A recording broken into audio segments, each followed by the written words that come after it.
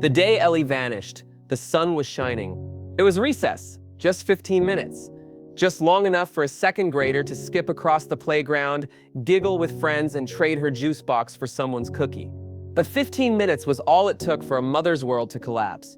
Now, 12 years later, that same mother stood frozen in the doorway of her son's bedroom, staring at the drawing he clutched in his tiny hands. It was a girl. Big, dew-like eyes. A freckled nose. Auburn hair in 2 braided pigtails. It was Ellie. But Ellie had never met her little brother, because she vanished before he was born. Melanie Carter was a single mother living in the quiet town of Willowbrook, Pennsylvania. She worked double shifts at the community hospital and raised her daughter, Ellie, with everything she had.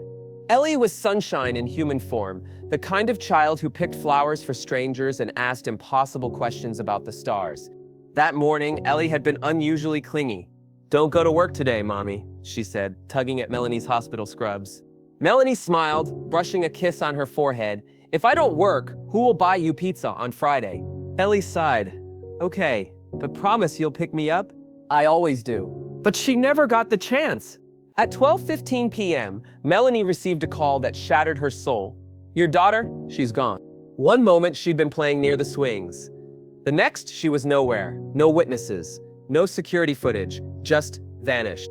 The police searched, helicopters combed the woods, flyers covered lampposts, but Ellie was gone. Melanie never stopped looking, not even after she remarried, not even after giving birth to her son, Noah. Noah was a quiet child, wise beyond his years, with piercing gray eyes like his sister's. He'd never known Ellie. She was a ghost in their home, her room left untouched, her photos placed tenderly across shelves. But they never talked about her. Not really. Until one rainy Tuesday afternoon, when Noah, now 10, came home with a crumpled drawing in his backpack. Melanie was folding laundry when he padded into the room. "Mom," he said, his voice soft, "I drew someone in art class today." She glanced up absently, her hands busy. "That's nice, baby." Noah held up the paper. "Her name is Ellie." Melanie's heart stopped. She dropped the laundry. She took the drawing from his hand, and for a moment, time folded in on itself. The girl on the paper, the braids, the dimples, even the small birthmark on her cheek, it was Ellie, a perfect likeness, down to the same lavender dress she wore the day she vanished. Melanie's voice shook. "Where did you see this girl?" Noah looked confused. "In my dream." For weeks, Noah kept talking about Ellie. He said she visited him every night. "She sits at the end of my bed," he told Melanie over cereal. "She says her favorite food is spaghetti, but not the school kind, only yours." Melanie nearly choked. That was Ellie's favorite, a detail he couldn't possibly know. He continued. "She says she misses you, and she wants to come home, but she can't." Melanie gripped the edge of the counter. "What do you mean? She can't?" "She says the man won't let her." At first, Melanie thought it was a trauma response. Maybe Noah overheard things. Maybe he'd seen the photos. Maybe he was just a very imaginative child. But then Noah started giving details. He drew a house, one Melanie didn't recognize, surrounded by trees and a red truck in the driveway. He drew the inside, a locked room, a window covered with bars, a girl's shoes under the bed. He even named a town. Greystone, he said. "Ellie says she's in Greystone." Melanie's heart pounded. Greystone was a small township 2 hours north, a place she'd never mentioned, a place Noah had never been. She called the police, again. They gave her that same tired look, the one reserved for grieving mothers clinging to ghost stories. "We followed every lead, ma'am. We're sorry, but we can't chase a 10-year-old's dreams." But Melanie wasn't waiting. She packed a bag. "Where are we going?" Noah asked. Melanie's hands trembled as she zipped up his jacket. "To find your sister." They drove through the night. The roads wound through thick forests and empty towns. Greystone was barely a dot on the map. As they entered the town limits, Noah stirred. "It's here," he said. "She's here." Melanie didn't know what she was looking for, but Noah did. "That one," he said, pointing to an old farmhouse with peeling paint and a broken fence. A red truck sat in the driveway. Melanie's blood ran cold. It was identical to the drawing. She parked down the road and called 911. She watched from the trees as police knocked, questioned, entered. It felt like hours. Then, a girl. Then silence. They brought someone out on a stretcher. It wasn't Ellie. It was a girl, bruised, trembling, but not her daughter. The officers came back. They'd found a locked room, evidence of multiple victims, A horror house. One survivor. 1. In the following days, Melanie stayed in town. She couldn't leave. Something inside her told her it wasn't over. She visited the girl in the hospital. Her name was Chloe. Chloe didn't speak at first, but when she finally did, it was to Noah. "You look like her," she whispered, "like Ellie." Melanie leaned in. "You knew my daughter?" Chloe nodded slowly. "She helped me. She used to sing when I cried." Tears filled Melanie's eyes. "Where is she?" Chloe looked away. He said he took her away because she talked too much. Then she whispered something that stopped Melanie's heart. She always said her mom would find her. Chloe gave Melanie a box the man had forbidden her to open. Inside, drawings. Ellie's drawings. 12 years of them. The last page? A picture of Ellie holding a baby with gray eyes. Melanie stared at the picture. A baby boy. Noah? But how? Ellie had disappeared 12 years ago. Noah was only 10. It didn't make sense. Unless Noah wasn't hers. Unless Ellie hadn't been killed. Unless she had been taken and forced to give birth. No, Melanie whispered, shaking her head. No, but the resemblance was undeniable. Noah wasn't just Ellie's brother. He was her son. Melanie stumbled back, her breath catching. Noah stood beside her, confused. "Mom, what's wrong?" She couldn't answer. She didn't know what to say. All these years, she'd thought she lost a daughter. But she'd gained a son, a living piece of Ellie, and a trail that may finally lead to the truth. Because now, she had proof. Now, she had purpose. And somewhere out there, maybe Ellie was still alive. Waiting, watching, hoping. The hospital was quiet when Melanie walked in, clutching a plastic bag. Inside, Noah's toothbrush and a single strand of auburn hair from Ellie's old hairbrush. She told the nurse she needed a maternity DNA test for peace of mind. She didn't say what kind of storm swirled in her chest. The wait was torture. Days passed. Then the call came. "Miss Carter," the lab technician said, her voice cautious. "This may come as a shock, but according to the results, you're not Noah's biological mother." The room spun. Not her son? However, the tech continued. "Noah is a first-degree relative to the girl whose hair you submitted. They're genetically mother and son." Melanie couldn't breathe. It was true. Noah wasn't her child by birth. He was Ellie's, which meant, "Where's my daughter?" she whispered. Chloe, the rescued girl, had grown more comfortable speaking. She now sat upright in her hospital bed, her voice less shaky. Melanie sat beside her, trembling. "Chloe, you said Ellie helped you." Chloe nodded. "She was older, maybe 14 or 15 when I came. She looked out for us, but then she got pregnant." Melanie's stomach turned. She had the baby in the basement, alone. The man said he'd take care of it. Chloe paused. "One night I woke up. The baby was gone. Ellie was screaming. The next morning, she was gone too." "Gone? Gone where?" Melanie asked, desperately. Chloe shook her head. "He said she served her purpose." "I don't know what that means." That night, Noah woke up screaming. Melanie ran into his room. His eyes were wide open, but not there. "She's cold," he mumbled. "She's under the stars, the cold ones. Not the real ones." Melanie knelt. "What are you talking about?" Noah blinked, confused. "Ellie said she's buried under the stars, where the ground hums." "Buried? Where, Noah? What else did she say?" He closed his eyes, then whispered, "Where you hear the power, but feel nothing." Melanie drove for hours with those words spinning in her head. Where the ground hums, where the power sings, but you feel nothing. Then it hit her, the wind farm. About 20 minutes outside Greystone, dozens of turbines towered in the sky. The earth hummed from their vibrations. The hum was deafening, and yet the land around was desolate, cold, lifeless. Melanie parked, her heart racing. "Noah," she said, "is this it?" He nodded slowly. "She's here." She called the police. They rolled their eyes again, a grieving mother chasing ghost stories. But one officer agreed to search. They walked toward the base of an old broken turbine. Noah stopped suddenly. "Here!" The officer knelt, his flashlight sweeping the ground. It was loose, recently disturbed. A few feet down, they found bones. Small, feminine, and something else. A rusted silver locket. Melanie gasped. She had bought that locket for Ellie on her 7th birthday. Inside, it still held the tiny picture of the two of them, cheek to cheek. The officer looked grave. "We'll send it to forensics, but this might be her." Melanie felt the scream rising in her throat. Had she just found her daughter's grave? Was this the end? Or the beginning? 2 days later, Melanie was home, holding the locket when someone knocked. She opened the door slowly. A man stood there, late 40s, weathered face, pale eyes. "I heard you're looking for Ellie," he said softly. Melanie narrowed her eyes. "Who are you?" The man looked down. "I was her doctor, where she was kept." Her blood ran cold. "Ellie didn't die," he whispered. Melanie's heart slammed against her ribs. "What?" "She's alive," he said. "But if you want to find her..." He looked over his shoulder. "Paranoid. You're being watched. Right now." The man sat stiffly in Melanie's living room, his hands trembling as he accepted the tea she offered but didn't drink. "My name is Dr. Samuel Rourke," he began. "I worked in the remote clinic where Ellie was taken after her disappearance. We weren't told where the girls came from, only that they were wards of a private program." Melanie gripped the edge of the couch.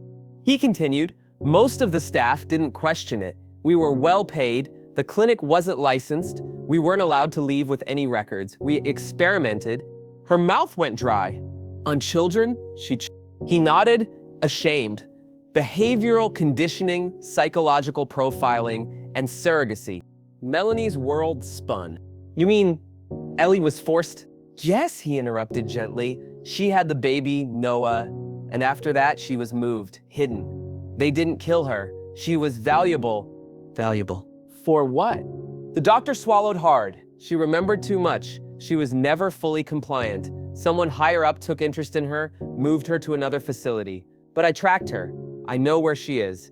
Melanie's breath caught. Where? It was deep in the hills, a private compound listed under a shell corporation with no online presence. Locals called it the Red Farm because of the faded barn at the front and the strange red-tinted lighting that glowed at night. Dr. Rourke had the coordinates. He printed out an old photo of the property. As Melanie stared at it, Noah crept beside her.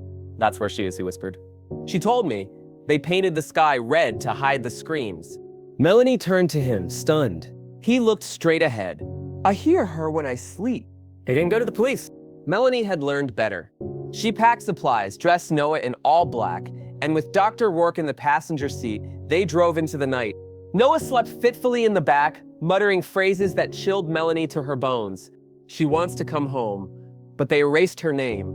She said, "They call her Subject L." "Subject L?" Melanie echoed, glancing at the doctor. He flinched. That was her classification. They reached the edge of the forest surrounding the Red Farm. Hidden cameras, fencing, warning signs that buzzed with static, but no guards. Melanie climbed through a gap in the fence. Noah followed, like in a trance. They reached an underground bunker, camouflaged by dead leaves and branches. A keypad blinked red. Rourke punched in a code.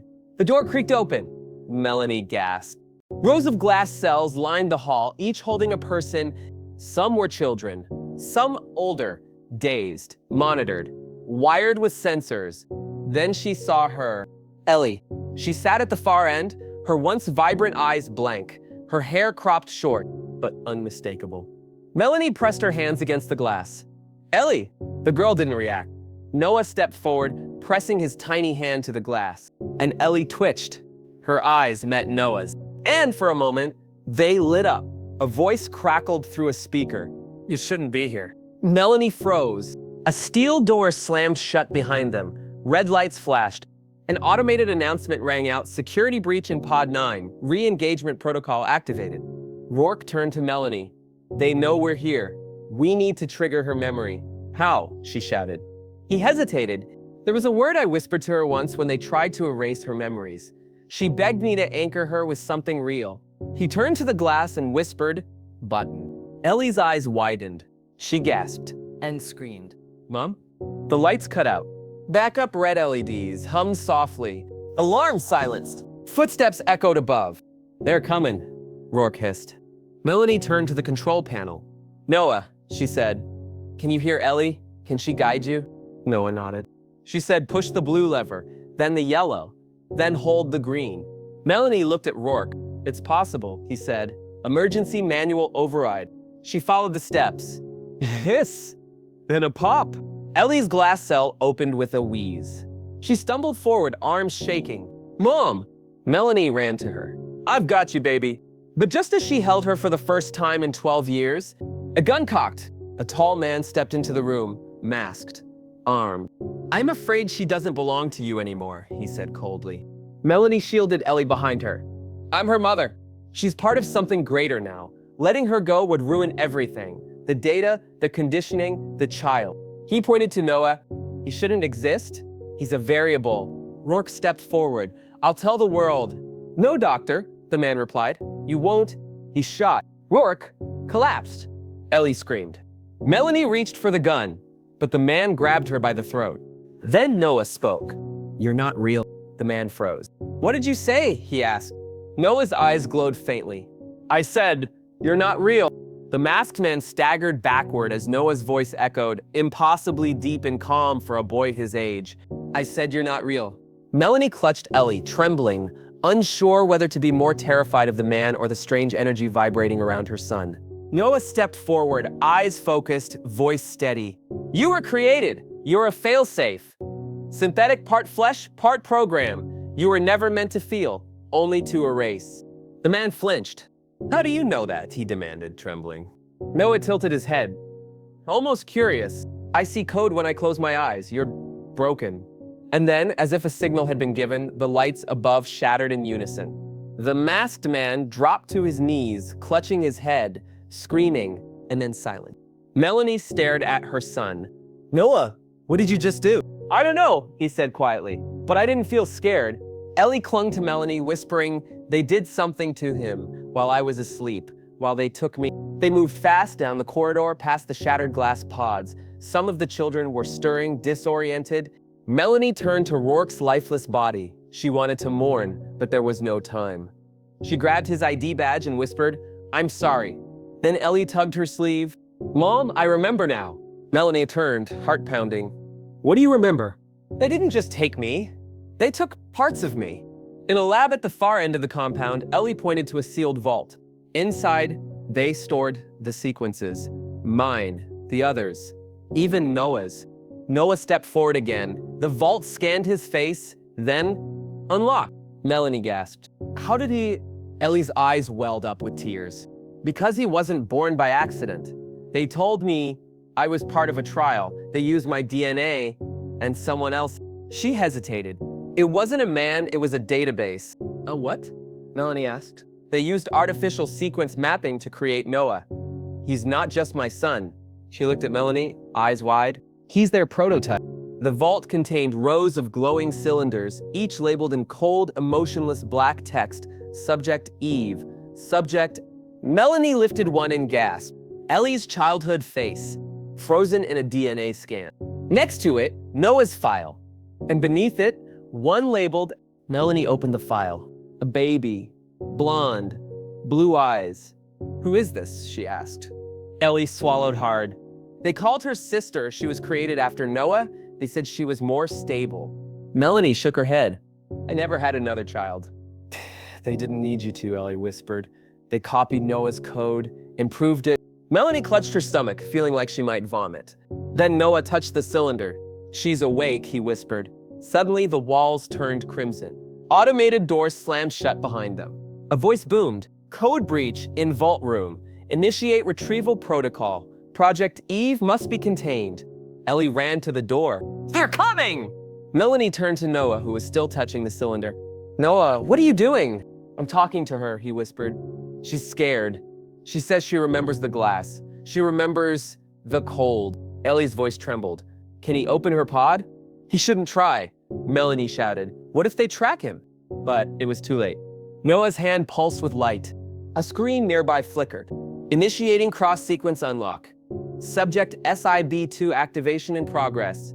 Then, silence. The lights shut off, and the room began to quake. In the room behind them, a wall slid open, revealing a cryogenic chamber. Mist hissed from the base. A figure lay inside, small, barely 6 years old. She opened her eyes, no blinking, just staring. Then slowly she sat up. Noah stepped forward. The girl tilted her head and whispered, "Noah?" He smiled faintly. "You remember me?" She nodded, then looked straight at Melanie and Ellie. "They're coming. The ones who made us. The ones you forgot." Ellie whispered, "What does she mean?" The girl looked at Melanie. Do you remember the lake? Melanie's blood ran cold. She did, but she had buried it for years. Melanie stumbled back. No, that's not possible. Ellie grabbed her shoulders. What is it, Mom?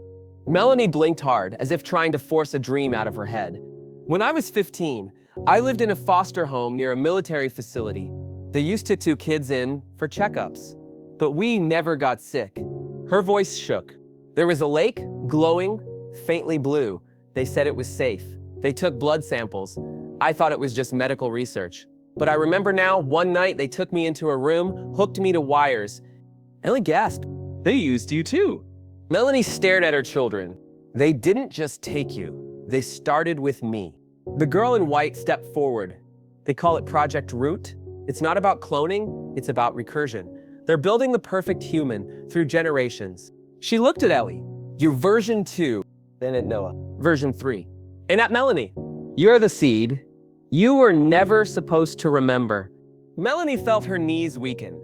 All her life, she'd carried guilt, confusion, broken pieces. And now, this truth, I'm part of this, she whispered. Then a booming noise rocked the vault. The floor cracked, a mechanical voice screamed, priority breach. The root must not leave. The girl grabbed Noah's hand. They found us. Melanie reached for both children. Run. They sprinted through the collapsing corridor. Ceiling panels dropped like guillotines. Sparks sprayed from shattered wiring. But something was wrong. The girl in white paused, looked at Noah and said, You're slowing down. Noah stumbled. His eyes rolled back. His skin shimmered like heat off asphalt. Melanie screamed, Noah! Ellie caught him as he collapsed. The girl placed her hand on his chest. They're triggering a failsafe. What kind of failsafe? Melanie shouted. The girl looked up. If he dies, everything resets. Ellie paled. What resets? The girl didn't answer, because a screen nearby flickered to life, and a man appeared, smiling, not masked. Melanie gasped. Rourke! The man on the screen had silver hair, unnaturally sharp features, and eyes that seemed to glow faintly blue. Hello, Melanie. She froze. No, it can't be. Ellie looked between them. Mom, who is that? The man's smile widened. Don't you recognize me? I was your doctor, the one who examined you before they moved you your third foster home, before you aged out of the system. Melanie's lips trembled. Dr. Calder? You remember? He said, almost proud. You were always our most promising root candidate. We never expected your line to evolve this fast, but here we are. Noah writhed on the floor as the girl in white hovered protectively over him. Stop it! Melanie screamed, shut it down! Calder's eyes hardened. Why would I shut down my legacy? The lights flickered, and the floor panels beneath Noah pulsed with a sickly green light. Ellie cradled her brother.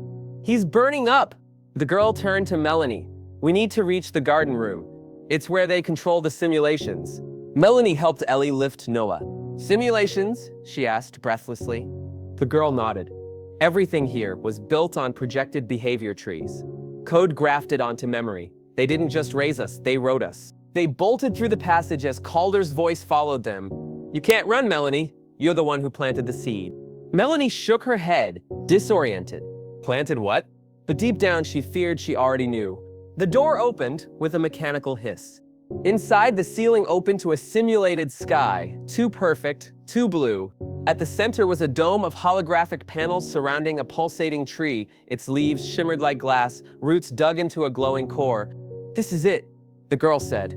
This is where they stored your children's minds, their decisions, their triggers. Melanie stepped forward. Noah's in here? The girl pointed to a console. Plug him in. I can stabilize him if I overwrite his false memory stack. Ellie hesitated. That sounds dangerous. The girl smiled softly. It's either this or watch him reboot. Melanie slid Noah into the central cradle. The tree's light grew brighter, wrapping tendrils of data around his body. His eyes fluttered, his mouth opened. They're in my head. Fight them, Ellie whispered. The girl pressed her hand to the console. I'm accessing the root protocol. His code is linked to yours, Melanie. That's why it's collapsing. Calder's voice echoed again through unseen speakers. You can't undo this. He's not supposed to wake up. But Melanie stepped toward the console. If he's part of me, then I will wake him. She touched the panel. The screen blazed white. Suddenly, Noah gasped, alive. But his eyes were glowing. Noah stood and spoke, but it wasn't his voice. You've reactivated Node 1, primary seed restored. The girl's face drained of color. No. Melanie shook her head. Noah, it's me, Mom. Noah turned to her, eyes scanning. Maternal imprint detected. Reconciliation 42% complete. Accessing genetic directive. Ellie ran to him. Noah, please. He blinked, then suddenly collapsed into her arms, breathing. Normal. The girl exhaled. He's balancing. Then, boom. The room shook. Sirens wailed. A red panel lit up. Containment breach. Root mirror active. The girl's face went pale. Oh no. Melanie turned sharply. What now? The girl pointed to the screen, where Calder now stood beside another Melanie. Melanie staggered back. No, that's not possible. The woman on the screen was her. Same face, same eyes, but colder, stronger, smiling. Calder's voice was smug. Did you really think we'd leave it to chance? Every root candidate had backups. The other Melanie spoke now, voice eerily similar. You were the weak one. You broke. You loved. I perfected. Noah stirred, eyes fluttering open.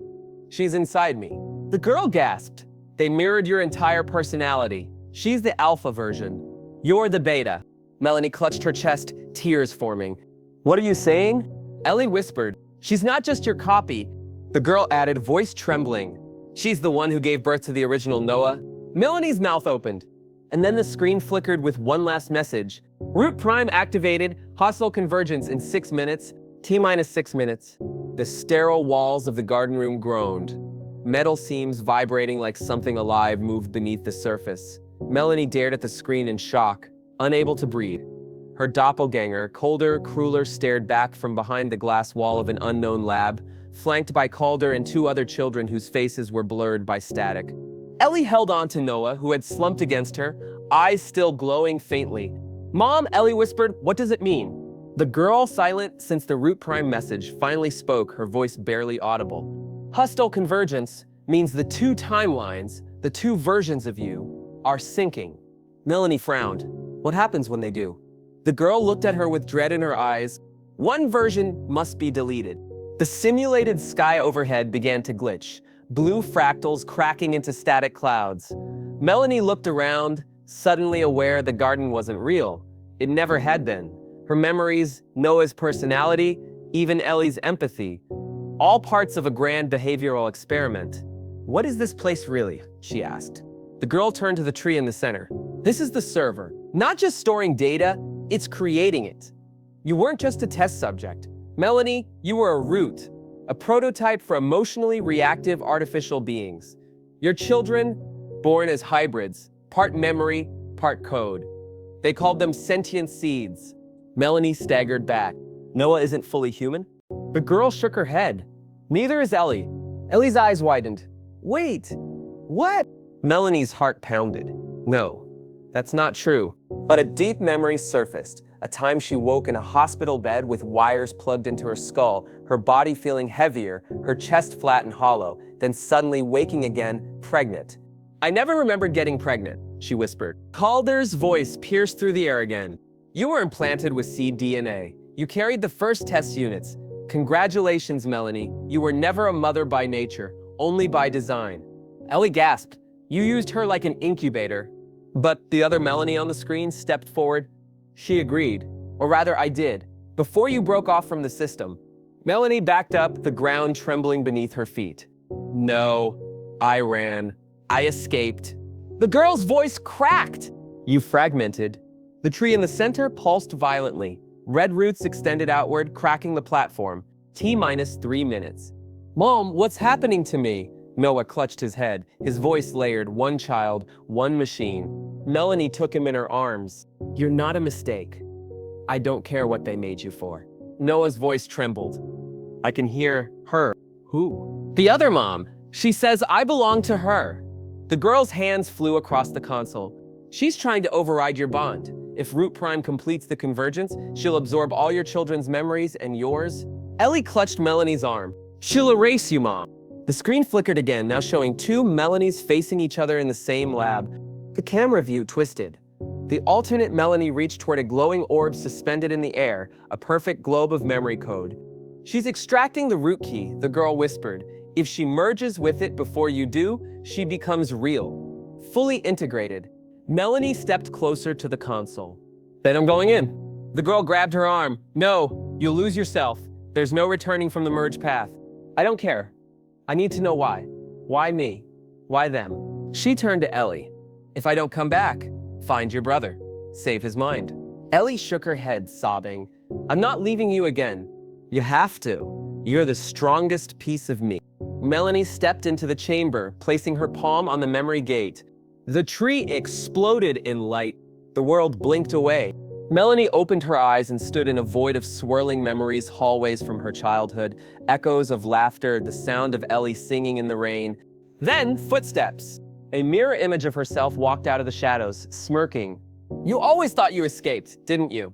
Melanie stood her ground. "You're not real." "Oh, but I am. I'm the version that didn't cry, that didn't break when they took your daughter away. I stayed, I evolved, I became them." The room darkened. The other Melanie extended her hand. "Merge with me. Become complete. Or watch everything you love dissolve." Melanie clenched her fists. "You're the virus in the system." "I'm the antivirus," the other snapped. You're the bug." Suddenly, a flash of lightning tore through the chamber. Noah's voice echoed through the void. "Mom, it's not you." "She's lying. She's not you." Melanie turned toward the sound. Then the girl's voice rang out. "You need to get out. She's stalling. She already accessed the root key." Melanie turned too late. The other Melanie had already plunged her hand into the orb. Her eyes lit up, pulsing with codes and fragmented voices. "You lose," she whispered. The chamber ruptured in a blast of white. Melanie's body slammed backward, her vision blurring. Her alternate, the other Melanie, floated midair, bathed in spiraling light as the root key fully integrated into her form. Fragmented whispers and faces spun around her like orbiting debris, ghosts of memories, emotions, identities, Melanie's memories. "No!" Melanie gasped, crawling forward. "You can't take them." The other Melanie smirked. "They were never yours. You were the failed strand. I am the true prototype." Suddenly, Ellie's voice crackled through a fading speaker overhead. "Mom, her power surge is corrupting Noah. He's convulsing. You have to sever the sync link before she absorbs him too." Melanie's heart raced. "Tell me how." But Ellie hesitated. Then the line went dead. A new scene unfolded around Melanie. The chamber morphed into her old kitchen, the one from 12 years ago. She heard laughter, plates clinking. Then she saw herself pregnant, smiling faintly, leaning against the fridge. Across the table sat Calder, younger, full of hope. "You really want to do this?" he asked gently. "Even if she doesn't survive, she has to," Melanie replied. "It's the only way I ever get to meet her again." Calder sighed. "If the seed doesn't imprint, you'll lose everything. Her consciousness might scatter." Melanie nodded. "She's worth it." The image froze. The truth crashed into her. She chose this.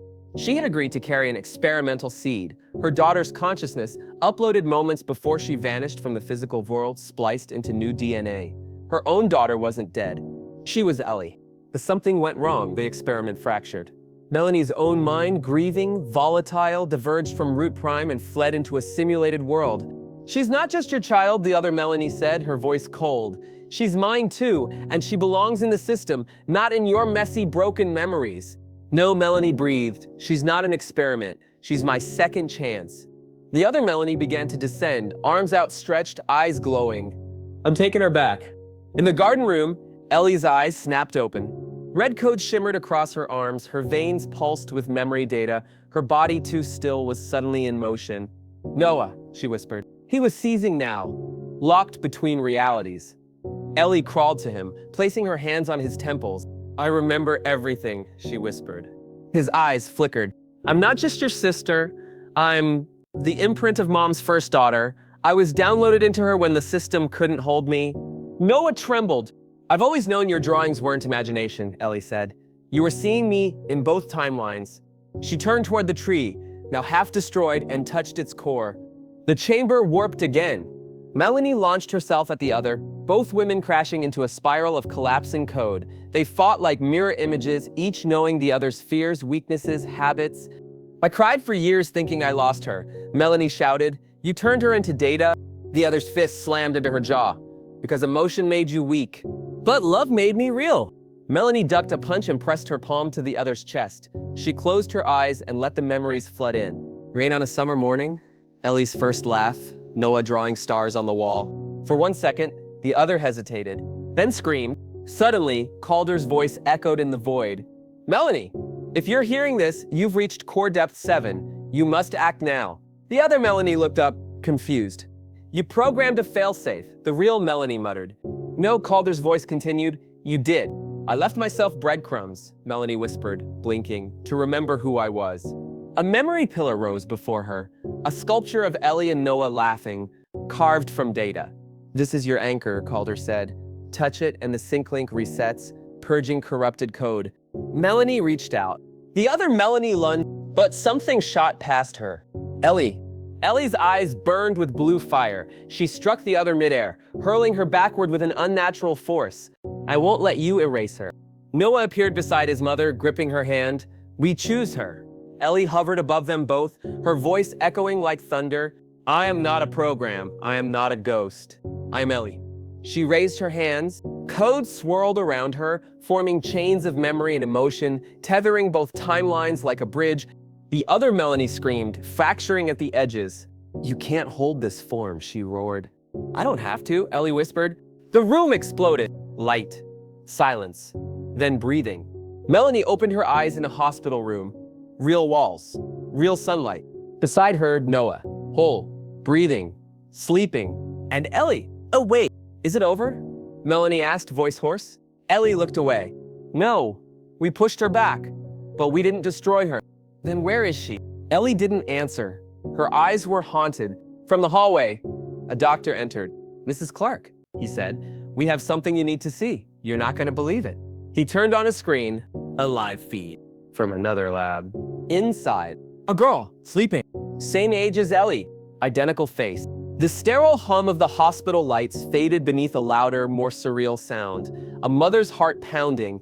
Melanie stared at the screen.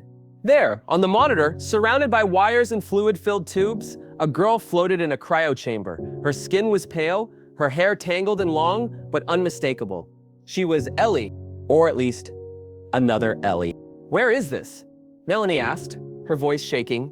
The doctor cleared his throat. That feed is from a restricted facility in Ridgefall Labs. It was flagged due to a biometric scan match with your daughter. We didn't know what to make of it until now. Melanie swallowed hard. Why was she there? Why is she alive? We were hoping you could tell us. Ellie stood silently beside her mother, her face pale. The glowing feed seemed to ripple through her like electricity. That's not me, she whispered. I don't remember ever being there. But she's you, Melanie said. Or part of you. Ellie flinched. Mom, what if I'm not the original? Melanie turned to her fiercely. Don't you dare say that. But she's me, Mom, Ellie cried. What if I'm just a cop? A placeholder? Noah, standing near the window, whispered, then why do you remember things she doesn't?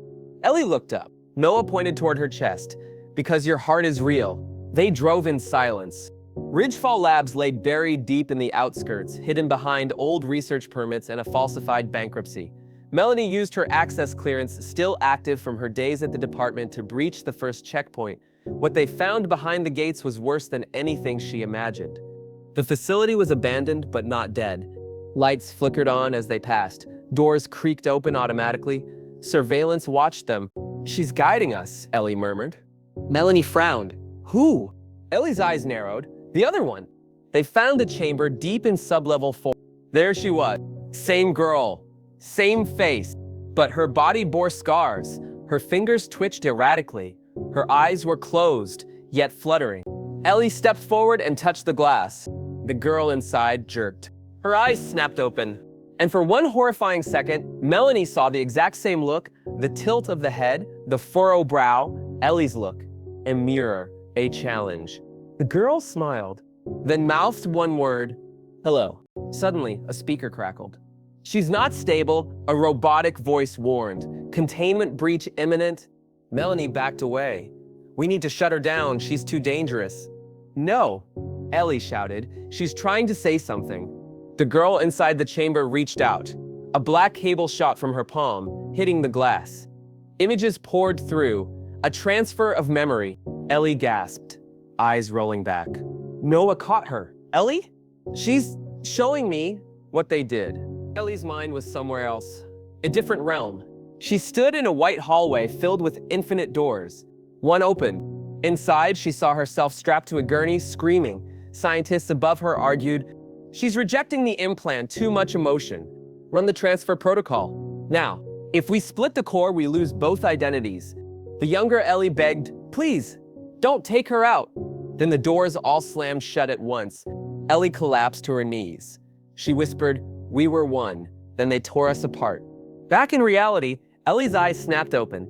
"She's not a copy," she said, breathing heavily. "We were created together." "What do you mean?" Melanie asked. "They made us twins of the same mind. They split a soul in two." Ellie stood shakily, facing the girl in the glass. "We both remember being the first. That's why she's unstable. We weren't meant to be apart." "Then what happens now?" Melanie asked. The glass shattered before Ellie could answer. Alarms blared. The second Ellie, eyes glowing, stepped forward. She didn't speak. She just stared at Melanie. "Mom?" she whispered. Melanie froze. The girl looked between Ellie and herself. Confusion warped her face. "Which one are you?" "I'm Ellie," the original whispered. "No," said the glass girl. "I'm Ellie." Then she turned to Noah. "You always saw me," she said. Noah nodded slowly. "You were in my drawings." She smiled softly, then collapsed. Melanie ran to her, catching her before she hit the floor. Her skin was ice, her pulse erratic. "She's fading," Melanie cried. "She's not stable outside the chamber." Ellie knelt beside them. "She needs integration. She's too fractured." "What are you saying?" Melanie asked. "I have to rejoin with her. Fuse what was split." Melanie shook her head violently. "No, you'll lose yourself." Ellie looked at her mom, calm and resolute. "Maybe I'll become whole." She looked at her twin, still unconscious. "I feel her, Mom. She's scared. She doesn't want to disappear." Melanie choked back a sob. "Neither do I." Ellie laid beside her twin, closed her eyes and whispered, "Let's go home." A radiant pulse spread across the room. Code symbols danced in the air, the lights dimmed. Noah cried out as the twins began to glow, light and shadow swirling around them. Suddenly, their bodies convulsed. Melanie screamed, "Ellie!" The light intensified. And then, silence, smoke, two figures on the ground. One breathing, the other not. Melanie rushed over. "Ellie?" The figure sat up slowly. She blinked, looked around, her eyes familiar, yet changed. "Mom?" Melanie gasped. "Ellie?" The girl tilted her head, then frowned. "Which one am I?" She sat up slowly, breath shallow, chest rising like a tide. Melanie knelt before her, eyes wide with a desperate hope. "Ellie?" she asked. The girl blinked. Her eyes glowed faintly, a shimmer of light in one, shadow in the other. I think so," she murmured. But her voice didn't carry the same rhythm. It had layers, like a choir out of sync. "What do you remember?" Melanie whispered. The girl tilted her head. "Recess, the slide, a van pulling up, the smell of iodine, and code. Endless strings of code." Melanie's face crumpled. "You remember both." That night, the girl sat by the window in their safe house. Noah approached slowly. "You okay?" She didn't answer immediately. Then, "Noah, what do you see when you look at me?" He studied her. "I see Ellie, but maybe more." She turned to him, her face unreadable. "I see memories that don't fit. I remember how it felt to be your sister and how it felt to watch you draw me." Her voice cracked. "I'm trapped in a maze of myself." He stepped closer. "Then maybe I can help you find your way out." She smiled faintly, but it didn't reach her eyes. "I don't know what to call myself," she confessed to Melanie later. "I feel like Ellie, but also her." Melanie brushed her hair aside. "You don't have to choose. You are both. You're a miracle." "But miracles don't feel this fractured," she whispered. "It's like there's a mirror in my mind and I'm never sure who's on the other side." She paused. "What if the other me wakes up again?" Melanie swallowed. "Then we deal with it. Together." But the girl only nodded faintly. She wasn't convinced. Neither was Melanie. Noah heard it first. A whisper. It came from behind the locked lab room they had sealed after the fusion, the one where the second Ellie had lived in glass. The whisper was low, croaking, "Let me out." Noah ran to get Melanie. When she opened the door, it was empty. No girl, no broken chamber, only an imprint on the floor where something had stood recently. And a smear of red on the wall, a single word written in blood. Half. The fused Ellie woke that night from a nightmare. She ran to the bathroom panting, looked into the mirror and screamed. A scar had appeared across her shoulder, one she never had before. It pulsed, dark and angry. Melanie rushed in. "What happened?" Ellie pointed. "She's still in me." "She is you," Melanie said softly. Ellie's face twisted. "No, she's trying to come back." She leaned closer to the mirror and gasped. Her reflection was smiling. But she wasn't. A hard drive was recovered from Ridgefall's wreckage. Noah, ever the tech-savvy one, decrypted it. Inside were encrypted journal logs. They weren't from a scientist. They were from the other Ellie. I hear her inside me. She thinks she's the original. She's wrong. They said we could never be whole, but they didn't know I was stronger. If you're reading this, I'm not gone. I'm just waiting. Melanie looked at Ellie. Ellie's face was blank. "Do you remember writing that?" she asked. "No," Ellie whispered. But she wasn't sure she believed herself. It started small. A twitch. A moment of silence in the middle of a sentence. Then voices, two of them, arguing inside. Melanie caught her daughter Ellie talking to a wall, laughing, then crying. "She wants to come out," she said. "Who?" "The one you locked away." A storm broke over the hills. Ellie locked herself in the basement, trembling, her hands tied with cords she wrapped herself. "I don't trust what I'll do," she said when Melanie knocked. Noah pushed a tray of food under the door. Then they heard it. Sobbing. Then silence. Then singing. A song neither of them recognized. Not Ellie's voice. Not even human. Melanie found a note in her bedroom the next morning. Written in neat, elegant cursive, not Ellie's. "You never asked who created us. You only asked why we were split. Ask better questions, Melanie. Before the third wakes up."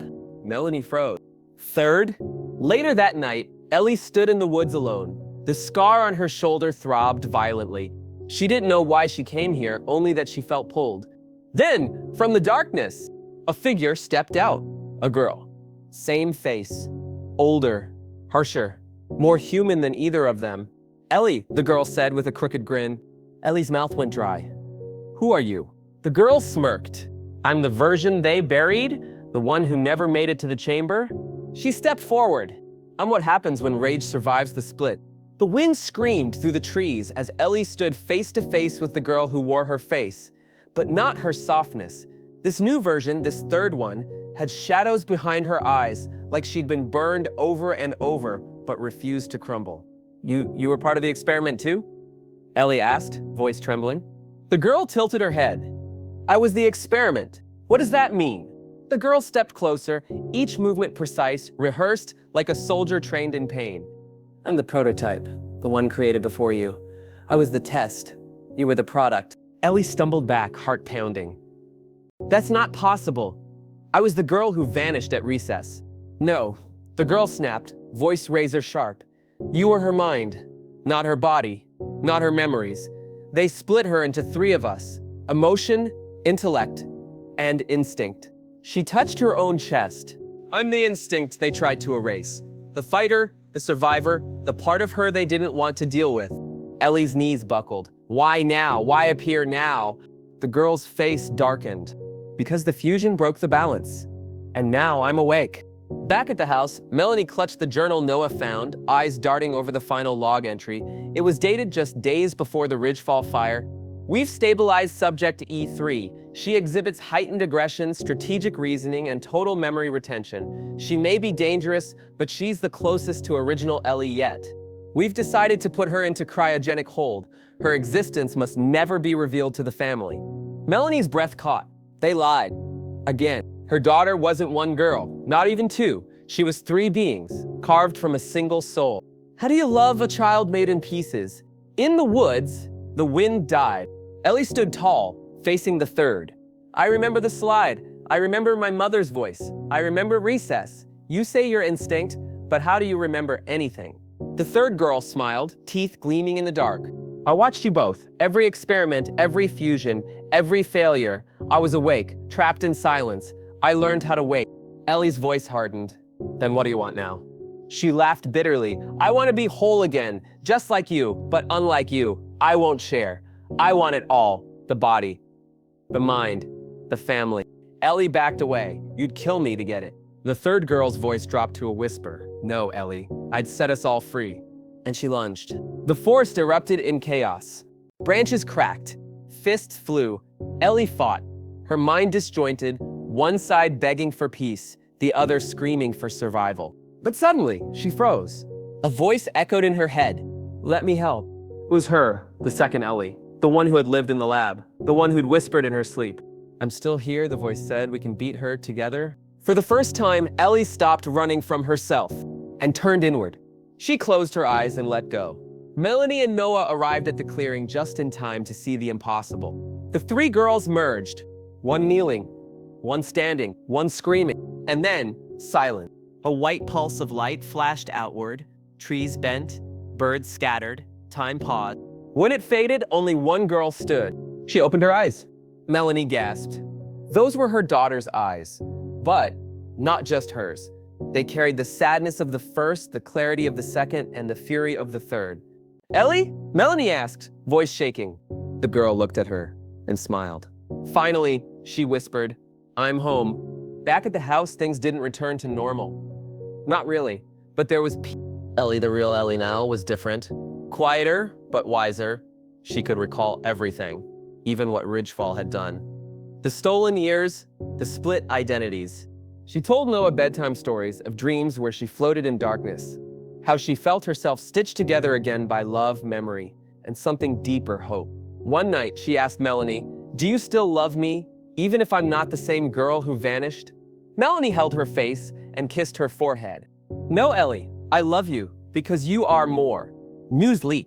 Former Ridgefall scientists, consumed by guilt, came forward. International headlines followed. Cloning facility responsible for child experiments exposed.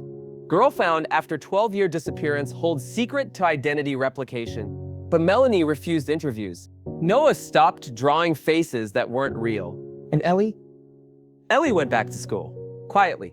An ordinary girl with an extraordinary soul. Until one day, Melanie came home from work to find Ellie standing in the hallway, frozen, holding a crumpled paper in her hands. Her face was pale. Noah drew again, Ellie whispered. Melanie took the paper. Her hands trembled. It wasn't a face. It was a symbol. 3 interlocking circles, with a fourth behind them. A shadowed fourth! What does it mean? Melanie asked. Ellie's voice broke. I think there was never just 3. Melanie stared at her. Ellie, what are you saying? Ellie's eyes filled with tears. I don't think I was the only one they split. 12 years ago, a girl vanished from the world. Now she had returned. But the world she returned to wasn't black or white. It was a maze of ethics, identity, and power. Melanie learned that love wasn't about who someone used to be. It was about who they chose to become. And Ellie learned that sometimes becoming whole means facing the darkest parts of yourself and choosing not to let them win. Because humanity isn't built on perfection. It's built on persistence, on kindness, on choice. And the deepest truth of all, we are not the worst things done to us. We are what we do next. Moral lesson, sifting, who are we when the pieces of us are scattered? When someone is broken by life or injustice, can they still be whole? Have you ever lost a part of yourself and had to rebuild from the ground up? Tell us in the comments, what did this story teach you about identity, family, and forgiveness? Let's talk about it. You never know who might need your words.